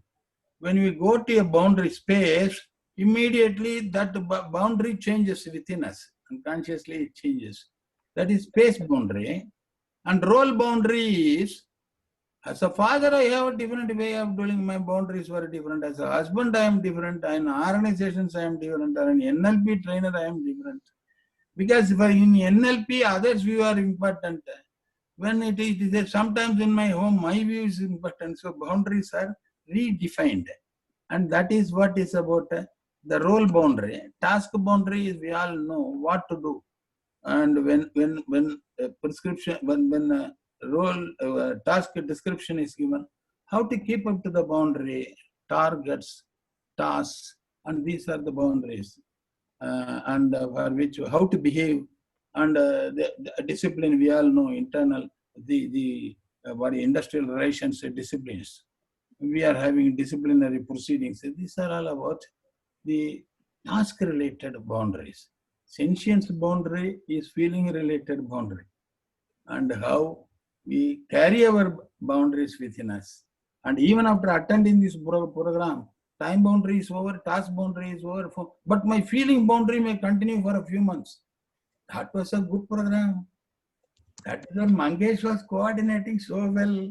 So all these, you see, likes it, dislikes it, so many things I will carry for time. That boundary, sentience boundary gets extended beyond time, space, matter, sorry, time, space, role, and task. This is how I understand boundaries. Yes, sir. Wonderful. And I find there is another very interesting question is being put by our friend, Mr. Prasad Dixit, and that talks about, does dissonance means our neurological levels are not aligned? And as we know, neurological level is a very significant part of NLP journey. Whenever we set up a goal for ourselves or we want to do something, we check it up, at least 6 major things in our life connection to that goal. If I set up a goal, first I check it up. Is the situation or the environment, does that support me? Okay. So there are 6 levels we call neurological levels. Okay, Mr. Subrata. So those talks about there are 6 levels. We should be checking if the 6 levels support us, then there is a high probability that whatever we are going to do, our actions will be in connotation with whatever the goal we have set up. So first thing we check, am I in the right environment? Am I in the right situation? Does the situation support me? If that doesn't support me, then what happens? I look up what changes I can bring in the level up to situation or environment that is called as behavior and action. So we say, if the situation, the environment is not conducive, what behavior action I should be taking so that that becomes conducive. So I think of, I have to take A, B, C, D, these actions or the behaviors which will be displayed. If I see still I do not know what behavior actions to take, I got to ask again, do I know, do I have this capability to take actions? So I got a level up. I check my capabilities. If I find in the capabilities, I do not have the capabilities or I cannot have that capability, or even if I'm taking the training, it is not helping me, I check, does my values and beliefs, does it allow me to bring that change in the capability? Because most of the time, we do not learn certain things because my values and beliefs, it works as a block. So then if I find my values and beliefs are not supporting, I check the level up. Am I happy with the identity? One example I always give whenever I talk about neurological levels is that one of a known person who is the director HR of a company, he wanted to quit job and to start his own business, which was into food startup. So when I was doing a bit of coaching to him, I asked him that what is the kind of identity you are getting it here? So he told, when I'm a director HR, I go to any public forum. A lot of people, they come and they connect with me. I get loads of accolades, people that talk to me, they give your positions and all. And I ask, what about when you leave this job and come to a startup, businessman, how do you think this identity is going to support? He told, Mangesh, I think I will be called as a struggling startup. And I know all these things will go away from my life. And I got to go and request people, hey, give me business, give me business, give me business. I told, how happy are you with that? He told, no, I just cannot tolerate that. And then what he told? He told, probably, Mangesh, this is the reason for which we cannot do business. We are just sticking to the job because this identity change is very difficult. So, what we say about, you check if your values and beliefs are not allowed, are you okay with the identity, or what changes in the identity you must be bringing so that this changes? If your identity change is not supporting, check, is it a part of your mission? So it's a neurological level. is 6 things which are just arranged in a sequence, so that you want to bring a change in any level, you got to bring the change in the level up to that. So we say there are 6 things. Bottom one is environment, then we say behavior and actions, then we say this is capability, then we say this is called beliefs and values, then we say identity, and the top one is mission. If something is a part of your mission, your existence, your purpose of life, all other things will be aligned sequentially. That's how we say when we talk about neurological level, that's how this process helps us to get aligned, and we really do it so good. So there are some more questions. I'm just definitely going to take it, and maybe one of the question which is already being asked in the group. I will be requesting either Ravi or Deepak if you can talk about this. This is a very I will be requesting either Mr. Ravi or Mr. Deepak or both of you to address this, because I know the success story of both of yours. So the question is, could any one of the trainers share an interesting example where using NLP, they have been able to bring about a drastic change in their own life? So both Ravi and Deepak. Okay, yes, fantastic. I think I'll have a go first. And the reason is that I read one of the questions. So I think I'm just going to be taking a moment to know what the name of the person was, because my answer will be also pertaining to that person's question. All right, I think it's KRS. Okay, KRS. The question asked is, will NLP help us to live in the present? All right, and as you spoke on spirituality, so thought of asking you. All right, so I think with this token, I think I would like to have a go. So it's like spirituality is not about making, it's more about breaking, right? It's not about creating the future, it's more about breaking the past. So especially the past, not all the memories of our past, but moreover, it's about breaking the wrong meanings that we have given and assigned to all that happens with us. All right. So it's like how NLP would really help, and it has helped me, metaphorically speaking. It's like, how would you experience touching a rose petal with or without hand gloves on? All right. So NLP has indeed done that for me. In fact, it's like I bumped across NLP 10 years ago, and I'm sorry to say that I could not have the right acumen to really understand the potential it held that time. All right. And after I finished the training, the Master Practitioner's training, and in the year 2013-14, before I became a trainer, so I started re-exploring NLP right from the brick layer, from the first foundation layer. And I realized that it is spiritually so powerful. And that's what really ignited and incensed that journey of this spiritual quest. And I realized, like I said, it's less about making, it's more about breaking. Because you don't, even if you're in the future, you are not spiritual. You are in the past, you're not spiritual. Spirituality is just being, is just there. There is no meaning. Like the raindrop metaphor I shared, the bank account metaphor I shared. So nothing has a meaning. It's like my son got less marks, he failed. So that's the mean. It's just a meaning, you know. So failure and success is our subjective meaning. So, however, conclusively, before I invite Deepak to take on, so it's like NLP gives this amazing opportunity. All the models, in fact, majority of them were spoken by Dr. Mangesh Das a while back. So all of it, in fact, the way I see it, majority of them are actually challenging our past belief system, our past reality of our nervous system, which is sort of pseudo. It's wrong. It's wrong, because whatever meaning good or bad, is a meaning itself. All right. So every meaning is like associating meaning to anything is now we've faulted ourselves. All right. And NLP very well does that, and NLP has very well done that for me. It's like how to re-engineer the human side in our being. So that's the potential, that's the promise, that's the claim NLP indeed holds. Yeah. So I hope that, considering the limitations of time, I've made justice to your question and understanding. Yeah. Thank you. Over to Deepak, please. Yeah. Yeah, first thing, thank you for this question. Couple of examples I thought I'd just share with you.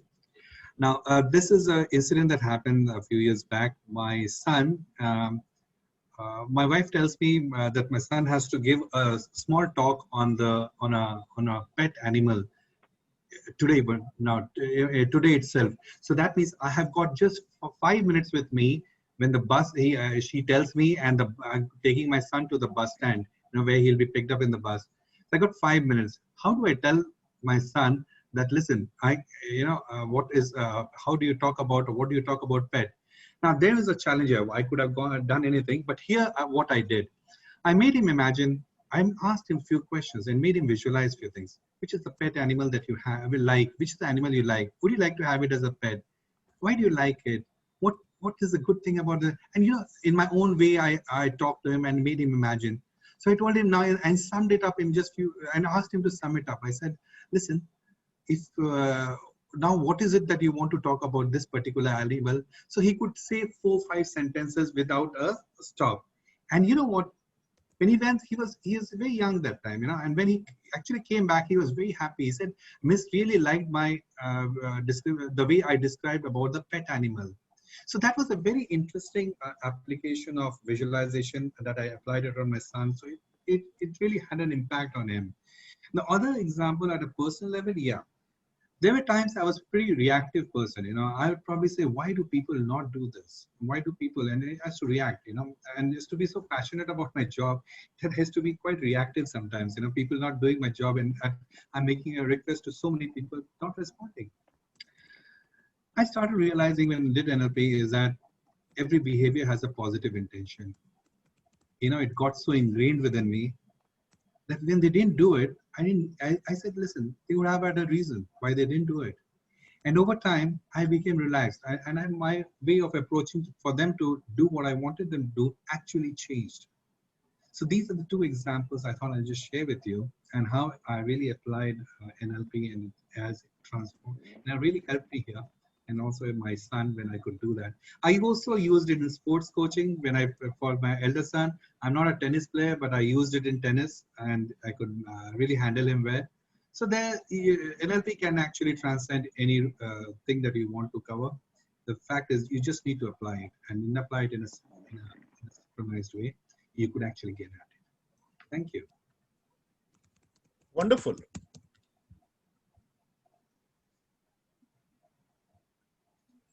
Okay. There are some more questions. I would like to take it up one. There is a question by, I think Ravi, you can still continue. There is a question for you, although you addressed that partially, but still I can request you. We have 4 more minutes, so we will be taking 2 more questions. And after that, maybe we will wind up the session with Dr. David having the final remarks. So the question, Ravi, to you was, how will you distinguish between religious and spiritual aspects of NLP in its application in Indian context? That's definitely. I think it's quite a challenge. It was being asked by. It is written HP, so I could not actually look at the name. All right. Okay. I think Dr. Mangesh, you put me in a spot of answering this fantastic question in a matter of 2 to 4 minutes. But yes, I think I would try my best to sum it up and also respectfully give the answer from my side, from my limited understanding. So it's whatever meaning. So in fact, religion and spirituality can be same, come across similar, or can be very different. So again, the question comes, what are you referring to as the word religiousness or religion or spirituality? It's like if I were to ask everybody around here, okay, it's a rhetorical question, or answer yourself in your own mind, what's your meaning of love? What's your meaning of the word love? So whatever you give the answer to your own self at this point, it will be your meaning. It will be your subjective meaning, right? So my meaning will be very different than any of you here, all right? So what are we doing is we are having this habit. It's like the brain. We have the habit, like as we grow up in the society and in the environment, with the media, with the advent of anything, any technology, we are learning to give meaning. And the more meanings we are giving, so we are actually shaking from the very roots. of spirituality. So spirituality, from my understanding, is about a state of pure nothingness. It's like you wake up in the morning and you go back to sleep. Okay. And when you wake up and you do go back to sleep, what are those moments? They are the most incredible moments you can ever come across throughout the day. It's a challenge. So why is that? Nothing happened. Nobody called you to say you won a lottery, or nobody said that your son has passed the exam. So there was no news. There was no incoming information from the environment, but you were intrinsically joyful, blissful, and happy because you are in your true state. So spirituality for me, right from the beginning to the end, I'll have just my one word. It's about nothingness. It's about just demystifying or declouding on the already shining sun. All right. So I think with the limitation, I think I want to hold it here so much that I would want to spend days and nights talking on this particular topic. So I hope that that would be worth an understanding. Yeah, thank you very much. Yeah. And although we are coming closer to the time, I would love to take a final question, and I will request Dr. David to answer this because Dr. David is also coming up with a program very soon on the same similar things. So may I request Dr. David, you to answer this question being asked by Ms. Sriza Jawar. The question is, hi, I'm a coach and use NLP techniques for the coaches. One of my clients is going through major panic attacks. During an extreme anxiety attack, which NLP tools can be used to lighten the extent of its impact. Dr. David, please. Yes, hello. I actually did put an answer to that in the chat by saying that fast phobia cure or a variation of that is likely to be the way forward. Anxiety is all about fear of the future. That's all it is, right? In disguised in many different ways. One of the things that people don't always notice with an anxiety attack is it is often actually the result of a phobia, of a fear. I've seen people, for example, people get into a lift and it's fine. They go up the lift, they go down the lift, but suddenly the lift gets stuck. And immediately they go into a panic attack and anxiety because of their fear of enclosed spaces, which isn't noticed when the lift is moving up and down, but as soon as it's stopped. So anxiety is always about fear of the future. In NLP, we have some very quick and easy fixes for it. In timeline, for example, time-based techniques, you just simply take your client to the future after whatever it is they're anxious about has happened. And then where is the anxiety? It can't be there anymore because you've already done it. So anxiety, fear of the future. We have techniques for almost anything that you can ask. Now, we could spend a lot of time answering all these questions on techniques. And if you were NLP trained people, you would understand what we were talking about. If you've never done any NLP at all, you'll wonder what the hell we're talking about. So as I've put in the chat group for you, you can ask those questions in the NLP group. It's a nice group. It's over 500 people, and they're everything from beginner to master trainer there. And all questions get answered. If they don't get answered by people in the group, I pick them up and I will answer them at some later stage. And I think really, Mangesh, we've got to the time now where we must wind things up as our time is upon us. I did put up, and you will see it if you look at the films, and if I can do it quickly, I'll do it again. I put up all the contact details of all our trainers for you. I can do that again. Sorry, it just takes a bit of time to do this sometimes. If I do the share screen there, and then share the screen, that should come up. Yeah, there it is again, you see. So there you've got all the contact details there, because I know some of you are asking for them. So you can either write them down, or you can take a photograph of that page on your computer, or wait until the film comes up on YouTube, and then you just go straight to the end of the film and pick up the contact details. And all of the trainers, every one of us, are very approachable. We're not going to jump down you, unless, of course, you ring at 4 o'clock in the morning, and then we might be a little bit annoyed. But generally speaking, we're not going to jump at your throat. We'll look after you. The only contact detail I haven't put on there is Daniel, and mainly because he lives in Bournemouth in the south of England. But if you're desperately wanting to get hold of Daniel, you can contact me and I will pass your number or your details on to him, mainly because of the time difference. You know, here it's 6:30. I expect in England, you're just about finishing lunch. So we have to be careful of these time differences. So if you do want to contact Daniel, please contact me. No problem, we'll pass it on.